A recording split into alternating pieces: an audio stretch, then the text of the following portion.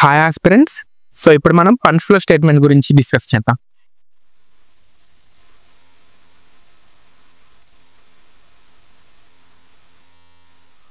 So funds flow statement ఓకేనా. So దీని గురించి మనం ఇన్ డీటెయిల్ గా ఇప్పుడు ఈ సెషన్ లో డిస్కస్ చేసుకుందాం. సో ఇక్కడ చూడండి, ముందు మనం టైటిల్ జస్టిఫికేషన్ ఇచ్చుకోవాలి కదా దేనికైనా సరే. So what is fund and what is flow, ఓకేనా. సో చూడండి, ఫండ్ ని మనం ఏ విధంగా ఇంటర్ప్రిటేట్ చేసుకోవచ్చు అంటే వర్కింగ్ క్యాపిటల్ గా ఇంటర్ప్రిటేట్ చేసుకోవచ్చు, ఓకేనా. ఫండ్ అని మనం ఏ విధంగా ఇంటర్ప్రిటేట్ చేసుకోవచ్చు, వర్కింగ్ క్యాపిటల్ గా ఇంటర్ప్రిటేట్ చేసుకోవచ్చు. అదే విధంగా క్యాష్ గా కూడా ఇంటర్ప్రిటేట్ చేసుకోవచ్చు అనమాట, ఓకేనా. So fund maybe termed as working capital or cash, ఎలా అయినా మనం ఇంటర్ప్రిటేట్ చేసుకోవచ్చు. సో మెయిన్ గా చూడండి, క్యాష్ ఫ్లో స్టేట్మెంట్ కి ఫండ్స్ ఫ్లో స్టేట్మెంట్ కి మనకి డిఫరెన్స్ ఎక్కడ వస్తుంది అంటే క్యాష్ ఫ్లో స్టేట్మెంట్ లో మూవ్మెంట్ ఆఫ్ క్యాష్ మాత్రమే మనం తీసుకుంటాం అన్నమాట, ఓకేనా. ఈ ఫండ్స్ ఫ్లో స్టేట్మెంట్ వచ్చేటప్పటికి చేంజెస్ ఇన్ వర్కింగ్ క్యాపిటల్ మనం ఇక్కడ అనలైజ్ చేస్తాం, ఓకేనా. So there is a difference between working capital management and funds flow statement as well, ఓకేనా. In working capital management we have to estimate what are the amount of various current assets and current liabilities, but in funds flow statement we discuss about the changes in working capital. Okay na. So chudandi, flow means shifts or movements or changes, ఓకేనా. So working capital ఒక organisation లో ఏ విధంగా change అవుతూ ఉంది, లేకపోతే cash ఒక organisation లో ఏ విధంగా చేంజ్ అవుతుంది, ఏ విధంగా షిఫ్ట్ అవుతూ ఉంది, ఓకేనా. అసలు ఆ వర్కింగ్ క్యాపిటల్ కావాల్సిన సోర్సెస్ ఏంటి, అప్లికేషన్స్ ఏంటి, ఓకేనా. వీటన్నిటి గురించి కూడా మనం ఇక్కడ డిస్కస్ చేస్తాం అనమాట, ఓకేనా. సో మీరు క్యాష్ ఫ్లో స్టేట్మెంట్ చేసేటప్పుడు ఏం చేశారు, cash flow from operating activities, cash flow from investing activities, cash flow from financing activities ని తీసుకొని వాటిని అగ్రిగేట్ చేసి నెట్ క్యాష్ ఫ్లోస్ ని ఫైండ్ అవుట్ చేసుకున్నారు కదా. ఇక్కడ మీరు ఏం చేస్తారు అంటే ఫండ్స్ ఫ్లో స్టేట్మెంట్ ని వేస్తారనమాట. అంటే సోర్సెస్ ఆఫ్ ఫండ్స్ ఏంటి అండ్ అప్లికేషన్ ఆఫ్ ఫండ్స్ ఏంటి అనేది ఇక్కడ మీరు చూసుకుంటారనమాట, ఓకేనా. సో వీటి గురించి డిస్కస్ చేసే ముందు మనం కొన్ని ఇంపార్టెంట్ ఎలిమెంట్స్ అయితే మాట్లాడుకోవాలి. ఏంటి ఆ ఇంపార్టెంట్ ఎలిమెంట్స్ అంటే చూడండి, ఒక ఆర్గనైజేషన్ లోకి ఫండ్ అనేది ఏ విధంగా వస్తుంది, అదే విధంగా మనం ఏ విధంగా ఫండ్స్ ని యూస్ చేస్తున్నాము, ఓకేనా. సో ఫండ్ ఏ విధంగా వస్తుంది, ఏ రూపంలో వస్తుంది అనే దాన్ని మనం సోర్స్ ఆఫ్ ఫండ్స్ అంటాం. ఏమంటాము, ఫండ్స్ ఇన్ఫ్లో అయితే సోర్సెస్ ఆఫ్ ఫండ్స్, ఓకేనా. ఆ ఫండ్స్ ని మీరు ఖర్చు పెడుతుంటారు కదా, దాన్ని ఏమంటామంటే మనము అప్లికేషన్ ఆఫ్ ఫండ్స్ అంటాం. Source of funds, application of funds. So ఇది ఇంపార్టెంట్ అన్నమాట. వీటి గురించి మీకు తెలుసుకోవాలి. డబ్బులు ఎలా వస్తాయి, అదేవిధంగా డబ్బులను ఎలా ఖర్చు పెడతారు. ఇక్కడ ఇన్ఫ్లో అవుట్ఫ్లో అనేది మనం అనుకోకూడదు. క్యాష్ ఇన్ఫ్లో క్యాష్ అవుట్ఫ్లో కాదు. సో ఫండ్, ఓకేనా. మీకు కావాల్సిన వర్కింగ్ క్యాపిటల్ ప్రొక్యూర్మెంట్ కి ఫండ్స్ అనేవి ఏ విధంగా వస్తాయి, ఓకేనా. వాటిని బేస్ చేసుకొని మీరు ఎలా ఎక్స్పెన్సెస్ పెడుతూ ఉంటారు అనేది ఇక్కడ మీరు చూసుకోవాలన్నమాట, ఓకేనా. సో సోర్స్ చూడండి, మీరు షేర్ క్యాపిటల్ ఇష్యూ చేశారు, ఫండ్స్ వస్తాయా రావా, ఖచ్చితంగా వస్తాయి, ఓకేనా. ఇష్యూ ఆఫ్ షేర్ క్యాపిటల్, ఏదైనది ఈక్విటీ షేర్ కానివ్వండి, ప్రిఫరెన్స్ షేర్ కానివ్వండి.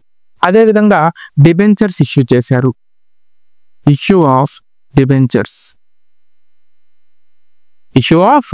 డిబెంచర్స్, ఓకేనా. అదే విధంగా లోన్ తీసుకుంటున్నారు, ఓకేనా. సో లోన్ తీసుకుంటున్నారు, procurement of long term loan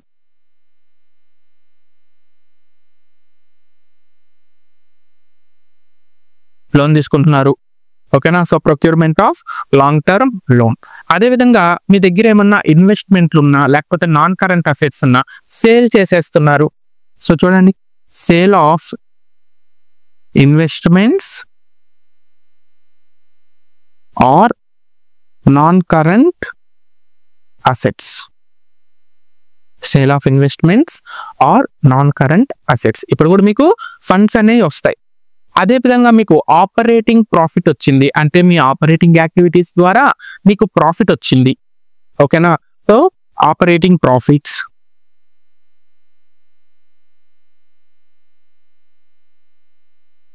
ఈ ఆపరేటింగ్ ప్రాఫిట్స్ నే మనం ఏమంటామంటే ఫండ్స్ ఫ్రమ్ ఆపరేషన్స్ అంటాం అనమాట. ఏమంటాము ఈ ఆపరేటింగ్ ప్రాఫిట్ ని? Funds from operations. Funds from operation. అదేవిధంగా మీ వర్కింగ్ క్యాపిటల్ తగ్గింది. మీ వర్కింగ్ క్యాపిటల్ ఏమైంది? తగ్గింది. వర్కింగ్ క్యాపిటల్ తగ్గింది. ఓకేనా? So decrease in working capital is also a source of fund. ఓకేనా? సో వర్కింగ్ క్యాపిటల్ తగ్గిందంటే మీ ఫండ్స్ మిగులుతున్నట్టే కదా. వర్కింగ్ క్యాపిటల్ తగ్గుతుందంటే మీ funds మిగులుతున్నట్టే కదా. సో అది కూడా ఏమవుతుంది? సోర్స్ ఆఫ్ ఫండ్స్ అవుతుంది అనమాట. అంటే ఈ సోర్సెస్ వల్ల మీకు ఫండ్స్ అనేవి వస్తాయి. Next any non operating income like interest income received, dividend income received etcetera. ఓకేనా? అంటే ఇది ఇన్వెస్టింగ్ యాక్టివిటీ ఇన్కమ్ కావచ్చు, లేకపోతే ఫినాన్సింగ్ యాక్టివిటీ ఇన్కమ్ కావచ్చు. సార్ ఆపరేటింగ్ యాక్టివిటీ ఇన్కమ్ ఎక్కడ ఇరుక్కుంది? ఆపరేటింగ్ యాక్టివిటీ ఇన్కమ్ మీకు ఇక్కడ ఆపరేటింగ్ ప్రాఫిట్స్ లో ఉంటుంది. ఓకేనా? సో ఇవన్నీ కూడా ఏంటమ్మా? Sources of funds. Application of funds చూడండి. మీరు షేర్ క్యాపిటల్ ని ఇష్యూ చేస్తే మీ దగ్గర ఫండ్స్ వస్తాయి. రీపే చేస్తే ఫండ్స్ వెళ్ళిపోతాయి కదా. అంటే మీరు ఇక్కడ ఫండ్స్ ని అప్లై చేసినట్టే కదా. ఓకేనా? సో చూడండి, రిడెంప్షన్ ఆఫ్ షేర్ క్యాపిటల్, అదేవిధంగా రిడెంప్షన్ ఆఫ్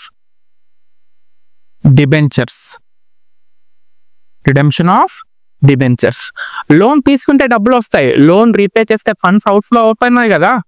ఓకేనా? So loan repayment.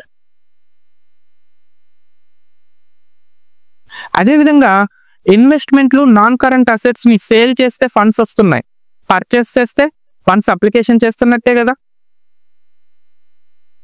Purchase of investments or non current assets. Next చూడండి, ఆపరేటింగ్ ప్రాఫిట్స్ మీకు వచ్చినప్పుడు ఆపరేటింగ్ లాసెస్ వచ్చే అవకాశం కూడా ఉంది కదా. సో ఆపరేటింగ్ లాసెస్, దీన్నే మనం ఏమంటామంటే ఫండ్స్ యూజ్డ్ ఇన్ ఆపరేషన్స్ అంటాం. ఆపరేటింగ్ లాసెస్ ఏమంటాం మనం? Funds used in operations.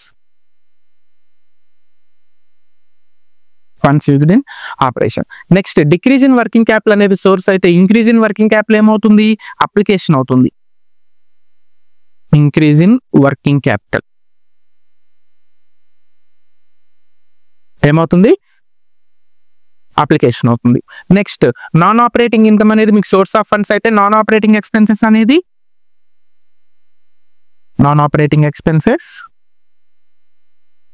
ఏమవుతుంది? అప్లికేషన్ ఆఫ్ ఫండ్స్ అవుతుంది అనమాట. సో వీటి గురించి మీరు తెలుసుకొని ఉండాలి. So what are the sources of funds?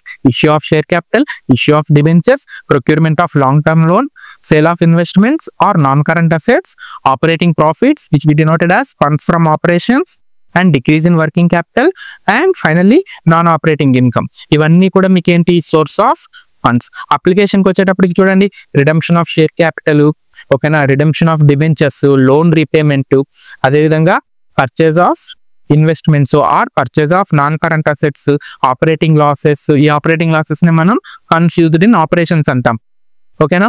Increase in working capital, non operating expenses, ఇవన్నీ కూడా మనకి అప్లికేషన్ ఆఫ్ ఫండ్స్ అనమాట. సో మీకు డిఫరెన్స్ అర్థమైందా? Sources and application of funds. Sources of funds లో ఫండ్స్ మీ దగ్గరికి ఎలా వస్తాయి, ఏ సోర్సెస్ ద్వారా వస్తాయి అనేది ఉంటుంది. అప్లికేషన్ ఆఫ్ ఫండ్స్ లో ఏముంటుంది? మీరు వచ్చిన ఫండ్స్ ని వాటి మీద మీరు అప్లై చేస్తారు. ఓకేనా? ఏ ట్రాన్సాక్షన్స్ మీద మీరు అప్లై చేస్తారు అనేది అప్లికేషన్ ఆఫ్ ఫండ్స్ అవుతుంది అనమాట. సో దీన్ని మీరు తెలుసుకొని ఉండాలన్నమాట. ఓకేనా? సో దీన్ని మనం స్టేట్మెంట్ రూపంలో వేసామనుకోండి, అది ఫండ్స్ ఫ్లో స్టేట్మెంట్. దీన్ని మనం స్టేట్మెంట్ రూపంలో వేస్తే ఏమవుతుంది? ఫండ్స్ ఫ్లో స్టేట్మెంట్ అవుతుంది. So there are two elements in funds flow statement which is source of funds and application of funds. So source of funds లో ఇవన్నీ, అప్లికేషన్ ఆఫ్ ఫండ్స్ లో ఇవన్నీ. ఇందులో చూడండి మళ్ళీ ఏ సోర్స్, వాటి ద్వారా అంటే ఏ అకౌంట్స్ వేయడం ద్వారా మనకి ఈ ఐటమ్స్ అన్ని తెలుస్తాయి. చూడండి, issue of share capital, redemption of share capital balance sheet చూస్తే తెలుస్తుందా లేదా? మీకు తెలుస్తుందా లేదా? మీ బ్యాలెన్స్ షీట్ ని చెక్ చేసుకున్నారు అంటే, ప్రీవియస్ ఇయర్ బ్యాలెన్స్ షీట్ ని, కరెంట్ ఇయర్ బ్యాలెన్స్ షీట్ ని చెక్ చేసుకున్నారు అంటే మీరు షేర్ క్యాపిటల్ ఎంత ఇష్యూ చేశారు, లేకపోతే షేర్ క్యాపిటల్ ఎంత రిడీమ్ చేశారు అనేది తెలుస్తుందా లేదా? తెలుస్తుంది. Issue of debenture same balance sheet item తెలుస్తుంది. Next, procurement of long term loan or loan repayment balance sheet చూస్తే మీకు తెలుస్తుంది.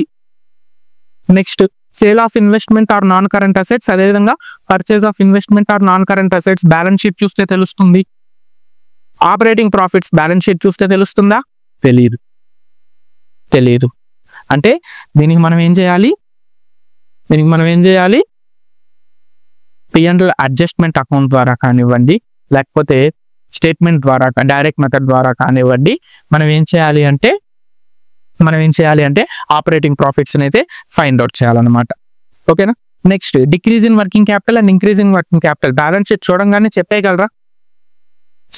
బ్యాలెన్స్ షీట్ చూసి ఎంత ఓవరాల్ గా డిక్రీజ్ అయింది, ఎంత ఓవరాల్ గా ఇంక్రీజ్ అయింది వర్కింగ్ క్యాపిటల్ అని చెప్పేయగలరా? చెప్పలేరు కదా. సో దానికంటూ ఒక సపరేట్ స్టేట్మెంట్ అనేది మనం వేసుకోవాలి. ఓకేనా? సో దీన్ని ఏమంటామంటే statement of changes in working capital అంటాం. Next, non operating income and non operating expenses. So మనకి ఇన్ఫర్మేషన్ లో క్లియర్ గా ఇచ్చేసి ఉంటాడు. సో దాన్ని మీరు డైరెక్ట్ గా తీసేసుకోవచ్చు.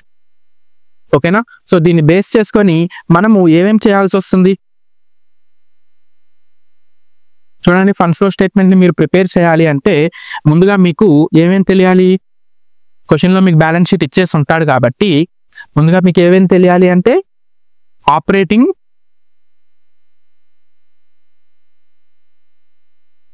ఇన్కమ్ ఆర్ లాస్ తెలిసి ఉండాలి. ఓకేనా? దీన్నే మనం ఏమంటామని చెప్పుకున్నాము, ఫండ్స్ ఫ్లో ఫ్రమ్ ఆపరేషన్స్ అని చెప్పుకుంటాం in case of operating profit. ఒకవేళ లాస్ అయితే ఫండ్స్ యూజ్డ్ ఇన్ ఆపరేషన్ అని చెప్పుకుంటాం ఒకవేళ లాస్ కానైతే. దీంతో పాటు ఏం ప్రిపేర్ చేయాలి? Statement of changes in working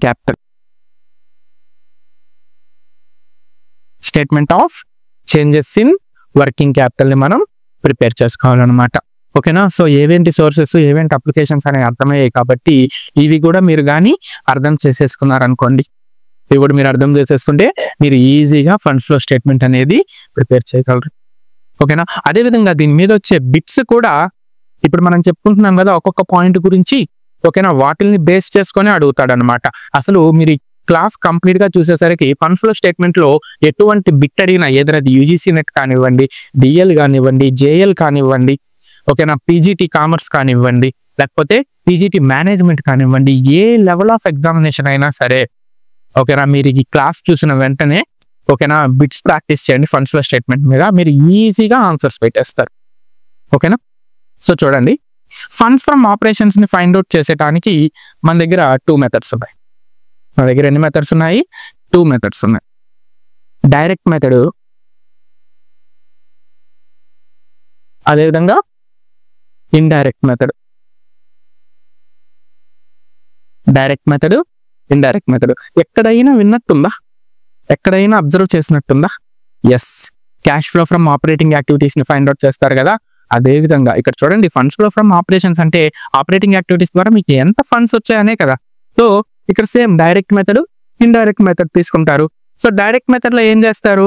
operating revenues లో నుంచి ఆపరేటింగ్ ఎక్స్పెన్సెస్ ని తీసేస్తారు. ఓకేనా? సో ఆపరేటింగ్ రెవెన్యూస్ ఏమొస్తాయి? ఆపరేటింగ్ రెవెన్యూస్ అంటే cash sales, add cash collected from customers, add other operating revenues. ఓకేనా? ఆపరేటింగ్ ఎక్స్పెన్సెస్ ని లెస్ చేసేసేయండి. ఆపరేటింగ్ ఎక్స్పెన్సెస్ ఏమొస్తాయి మీకు? Cost of goods sold, add cash paid to creditors, other operating expenses, other operating expenses. ఓకేనా, వీటిని aggregate చేసుకోండి. Other operating expenses లో మనకి ఏమొస్తాయి? సో జనరల్గా ఆఫీస్ అండ్ అడ్మినిస్ట్రేషన్ ఎక్స్పెన్సెస్, అదేవిధంగా selling and distribution expenses. Cost of goods sold find out చేసేటప్పుడు మీరు ఏం చేస్తారు? క్యాష్ పర్చేజెస్ ఇవన్నీ కూడా తీసేసుకుంటారు అనమాట. Opening stock, closing stock, so ఇవన్నీ కూడా మీరు తీసేసుకుంటారు. ఓకేనా, సో డిఫరెన్స్ చూసుకుంటారు. ఫర్ ఎగ్జాంపుల్ ఆపరేటింగ్ రెవెన్యూని ఏ అనుకోండి, ఆపరేటింగ్ ఎక్స్పెన్సెస్ ని బి అనుకోండి. A minus B. ఓకేనా, if revenues are more than expenses, it is a funds flow from operations. If revenues are less than expenses, if operating revenues are less than operating expenses, it is a funds used in operations. ఓకేనా, అర్థమైందా? So direct method లో simple గా ఇంతే. Indirect method లో ఏం చేస్తారు? P&L adjustment account ని prepare చేస్తారు. ఇండైరెక్ట్ మెథడ్ లో ఏం చేస్తారు మీరు? P&L అడ్జస్ట్మెంట్ అకౌంట్ ని ప్రిపేర్ చేస్తారు. దీన్ని మనం అడ్జస్టెడ్ P&L అకౌంట్ అని కూడా అంటాం. ఏమంటాము? అడ్జస్టెడ్ P&L అకౌంట్ అని కూడా అంటాం అన్నమాట. ఓకేనా, సో నెక్స్ట్ చూడండి. ఇప్పుడు మనము funds from operations find out చేసేటప్పుడు 2 మెథడ్స్ అని చెప్పుకున్నాం కదా, direct method, indirect method. So direct method లో ఏ విధంగా క్యాలిక్యులేట్ చేస్తారు అంటే ఆపరేటింగ్ రెవెన్యూస్ తీసుకుంటారు అండ్ ఆపరేటింగ్ ఎక్స్పెన్సెస్ తీసుకుంటారు. ఆ రెండింటికి మధ్య డిఫరెన్సెస్ తీసుకొని ఫండ్ ఫ్రమ్ ఆపరేషన్స్ లేకపోతే ఫండ్స్ యూజ్డ్ ఇన్ ఆపరేషన్స్ అని చెప్పి ఫైండ్ అవుట్ చేస్తారు. ఓకేనా, అదే ఇండైరెక్ట్ మెథడ్ లో ఏ విధంగా ఫైండ్ అవుట్ చేస్తారు? సో చూడండి, ఇండైరెక్ట్ మెథడ్ లో ఏ విధంగా ఫైండ్ అవుట్ చేస్తారంటే P&L అడ్జస్ట్మెంట్ అకౌంట్ వేస్తారు, లేకపోతే అడ్జస్టెడ్ P&L అకౌంట్ వేస్తారనమాట. ఓకేనా, చూడండి ఇక్కడ ఏంటి అంటే మీకు నెట్ ప్రాఫిట్ ఉంటుంది కదా, నెట్ ప్రాఫిట్ ఫర్ 2 periods ఉంటాయి కదా. సో ఓపెనింగ్ నెట్ ప్రాఫిట్ ని తీసుకుంటారు. ఓకేనా, సో చూడండి బై బ్యాలెన్స్ బ్రాట్ డౌన్. ఓకేనా, సో దీనికి చూడండి బై బ్యాలెన్స్ బ్రాట్ డౌన్. దీనికి చూడండి profit on sale of asset, transfer fee, dividend or interest, rent received, refund of taxes. ఓకేనా, ఇవన్నీ కూడా ఏంటి? నాన్ ఆపరేటింగ్ రెవెన్యూస్ కదా, వీటన్నిటిని కూడా యాడ్ చేస్తున్నారు. అదేవిధంగా డిప్రిషియేషన్ నాన్ క్యాష్ ఐటమ్. ఓకేనా, అదేవిధంగా loss on sale of asset non cash item, intangible asset written off non cash item, preliminary expenses written off non cash item, transfer to reserve. ఓకేనా, ఇక్కడ fund outflow అయితే లేదు. ఓకేనా, సో profit నుంచి general reserve కానీ స్పెషల్ రిజర్వ్ కానీ transfers చేసాం. ఓకేనా, interim dividend non operating expenses, proposed dividend non operating expenses, provision for tax non operating expenses, interest paid non operating expenses. ఇవన్నీ కూడా ఏం చేశారు? క్లోజింగ్ నెట్ ప్రాఫిట్ కి యాడ్ చేశారు. ఓకేనా, ఇవన్నీ కూడా ఏం చేశారు? క్లోజింగ్ నెట్ ప్రాఫిట్ కి యాడ్ చేసుకున్నాక ఆ డిఫరెన్స్ ఏదైతే ఉంటుందో, ఓకేనా, అది బై ఫండ్స్ ఫ్రమ్ ఆపరేషన్స్ కావచ్చు, లేకపోతే to funds used in operations కావచ్చు. సో ఫండ్స్ ఫ్రమ్ ఆపరేషన్స్ అనుకోండి, అదేమవుతుంది? మీకు సోర్స్ ఆఫ్ ఫైనాన్స్ అవుతుంది. ఫండ్స్ యూజ్డ్ ఇన్ ఆపరేషన్స్ అనుకోండి, అదేమవుతుంది? మీకు అప్లికేషన్ ఆఫ్ ఫండ్స్ అవుతుంది అనమాట.